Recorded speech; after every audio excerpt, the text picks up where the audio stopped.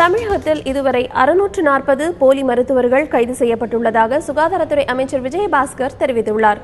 Chennai Stanley மருத்துவமனையில் புதிதாக கட்டப்பட்டு வரும் மருத்துவ கட்டிடத்தை ஆய்வு செய்த பின்பு செய்தியாளர்களிடம் பேசிய அவர் இதனை தெரிவித்துள்ளார். கைது செய்யப்பட்டுள்ள போலி மருத்துவர்கள் மீது வழக்குகள் பதிவு செய்யப்பட்டுள்ளதாகவும் அவர் கூறியுள்ளார். போலி மருத்துவர்கள் குறித்து பொதுமக்கள் புகார் அளித்தால் உடனடி நடவடிக்கை எடுக்கப்படும் என்றும் அவர் கூறியுள்ளார்.